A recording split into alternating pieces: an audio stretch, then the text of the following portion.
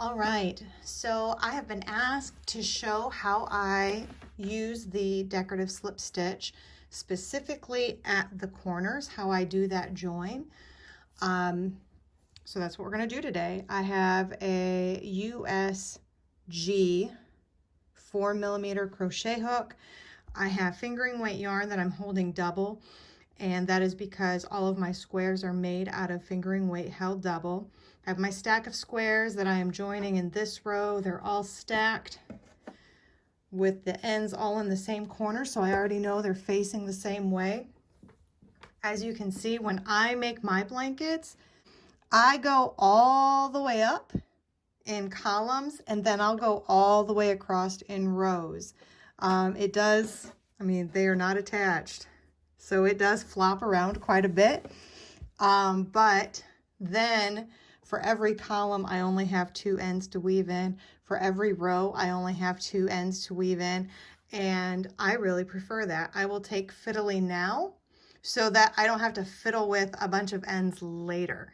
All right, so I am almost to a corner here. Because though the ends are in the corners, my bumps are, they don't collide with each other. Every bump will hit a valley on the other side. So here's a hill, here's a valley, that's how they line up.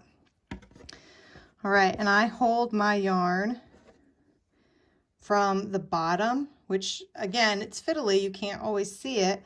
And I'm coming in, I always have the right square on top, left square on bottom. That keeps this really nice and flat.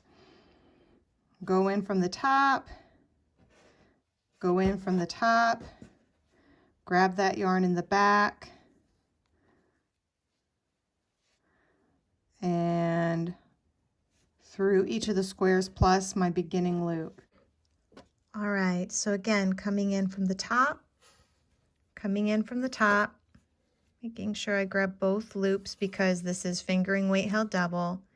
Grab my yarn, going through the bottom square, the top square, and my beginning loop. Again, through the top, coming in from top to bottom on my bottom square. Now on this first loop here is my normal weaving loop. This second loop is from me weaving in my ends before I popped off the square. So this is an end that was woven in, and I tend to grab that when I am seaming my squares together.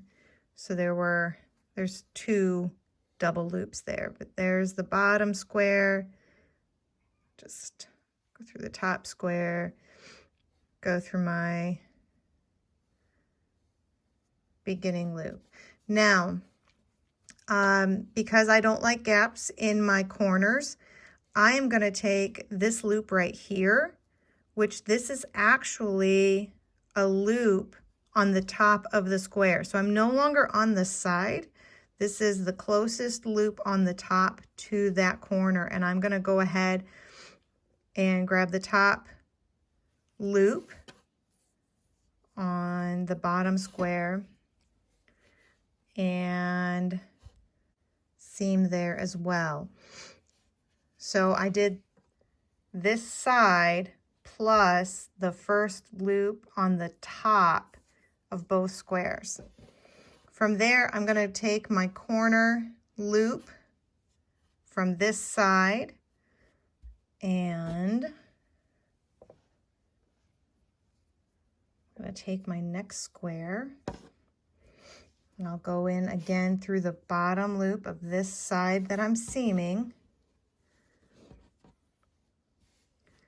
Go ahead and bring my yarn through all of those loops. Oops.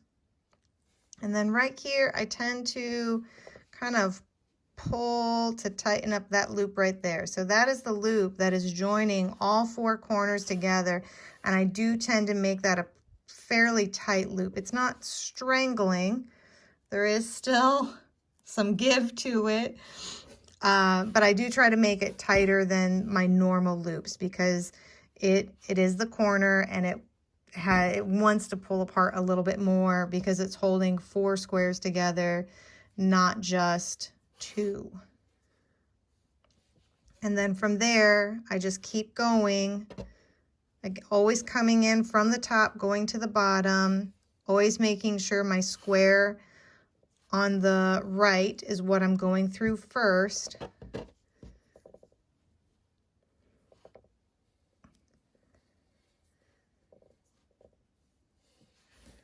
All right, so all of my vertical seams are done, and now I'm making one very long horizontal join across each row.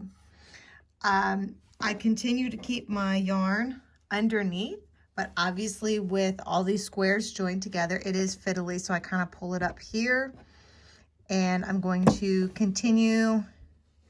I usually put the above square on top, so I go through that one first, and then the bottom one, hook my yarn, come on through,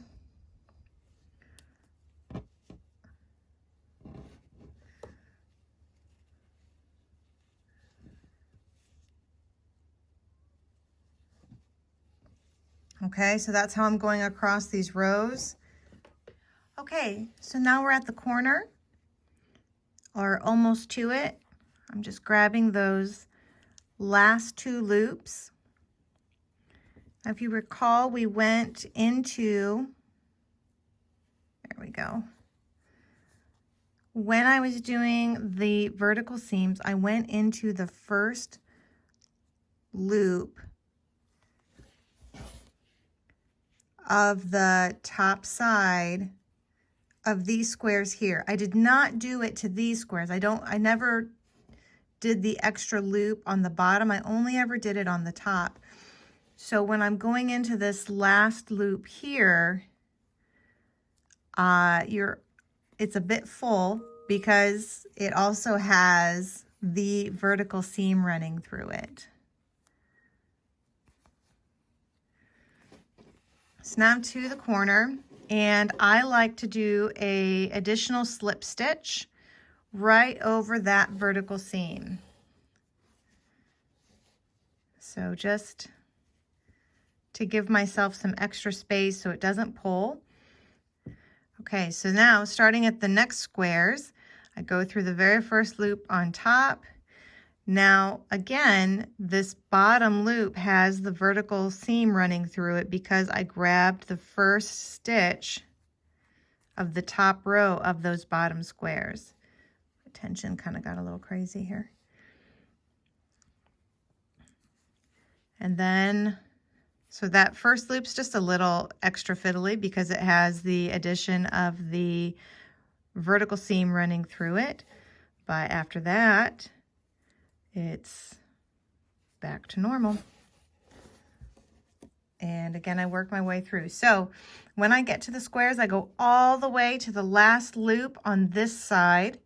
I do a slip stitch across the seam, and I start right away with the very first loop on this side, just knowing that on these bottom squares, that vertical seam is inside the last stitch on this one and the first stitch on this one. So it's already being pulled together by this vertical seam. So it is a little bit tough sometimes to get your hook into it because it's being, I mean, they're pulled together already from this seam, but it does make that corner, if I can bring this over here, it does make that corner nice and tight. There's, I mean, obviously if you really pull, it's yarn. It has some, this is wool, so it's got some give to it, but I don't have a lot of gap there.